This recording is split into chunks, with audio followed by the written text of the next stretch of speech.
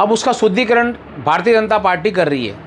तो बड़ा ही दुर्भाग्यपूर्ण है, इनका चरित्र सामने आ रहा है कि दलित विरोधी सरकार है, ये किसान विरोधी सरकार है, ये माइनॉरिटी अल्पसंख्यक विरोधी सरकार है, ये सिख समुदाय के खिलाफ सरकार है, ये ईसाई समुदाय के खिलाफ सरकार है और हम डटकर इसका मुकाबला करेंगे और हम कहीं भी इनसे दबने वाले नहीं। लेकिन अब आगे सरकार इस नोटिस को किस तरीके से देखती है और किस तरीके से करती है वो उसके ऊपर डिपेंड करेगा। अगर उसमें कुछ गलत होगा तो हम उसके खिलाफ आवाज़ उठाएंगे और उसके खिलाफ रोडों पर आएंगे।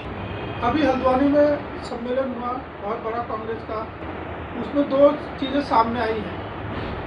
एक तो जो कार्यकर्ताओं को ऐसा आरोप लगाया कांग्रेस ने कि उनको वहां तक पहुंचने नहीं दिया जा रहा था। दूसरा ये है कि अभी कुछ सोशल मीडिया पे वीडियो जारी हो रहे हैं जहां पे ये दिखाया जा रहा है कि अभी आपके राष्ट्रीय अध्यक्ष खड़का जी वापस गए, वापस जाने जो स्थान था जहां पर वो संबोधित कर रहे थे वहां पर कुछ लोग शुद्धिकरण कर रहे हैं उस जगह को। तो इस पर क्या राय है आपकी, क्या कहना चाह रहे हैं? देखिए, आपको मैं कहना चाहता हूं कि भारतीय जनता पार्टी का चरित्र ही नज़र आ गया। भारतीय जनता पार्टी ने जो तुष्टीकरण की राजनीति की है और चरित्र उनका यही नज़र आ गया। ये बड़े दुर्भाग्यपूर्ण बात है कि हमारे राष्ट्रीय अध्यक्ष आदरणीय मल्लिकार्जुन खड़गे जी की जो जनसभा हुई वो जनसभा ने एक जन सैलाब था, तो वहाँ पर अब उसका शुद्धिकरण भारतीय जनता पार्टी कर रही है। तो बड़ा ही दुर्भाग्यपूर्ण है, इनका चरित्र सामने आ रहा है कि दलित विरोधी सरकार है, ये किसान विरोधी सरकार है, ये माइनॉरिटी अल्पसंख्यक विरोधी सरकार है, ये सिख समुदाय के खिलाफ सरकार है, ये ईसाई समुदाय के खिलाफ सरकार है।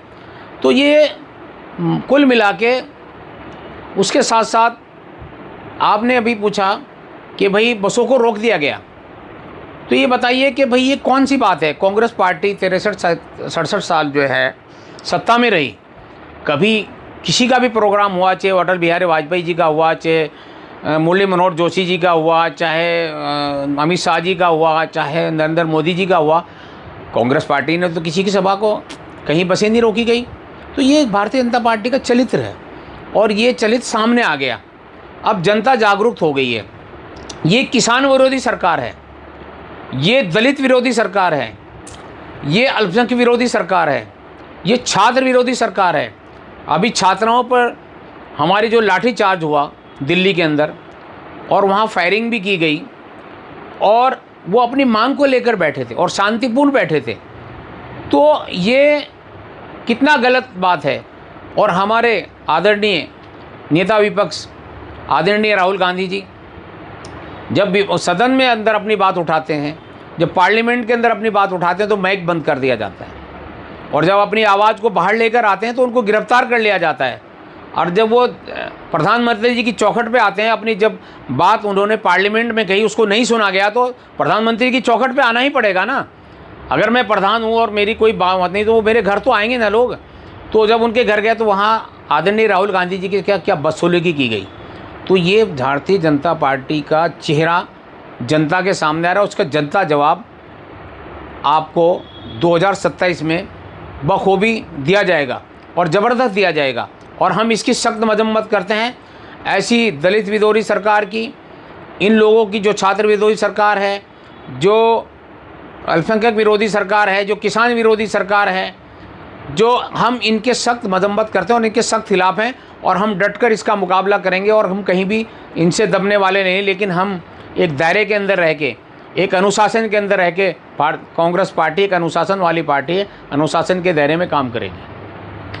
पुल का एक मामला जो उसका अप्रोच रोड है वो धंस गया था, मैं आपके चैनल के माध्यम से बताना चाहता हूँ कि हमारा जो अभी हाईवे बना प्रेमनगर से जो हमारा पौंटा गया, तो वहाँ पे देखिए आप, जो अभी एक महीना पहले यानी कि आज से 17-18 दिन पहले उसका वहाँ पे उसका उद्घाटन हुआ, उसको वहाँ से रोड को चलने का उद्घाटन किया गया और उसके बाद 16 दिन के बाद वो रोड बैठ जाता है।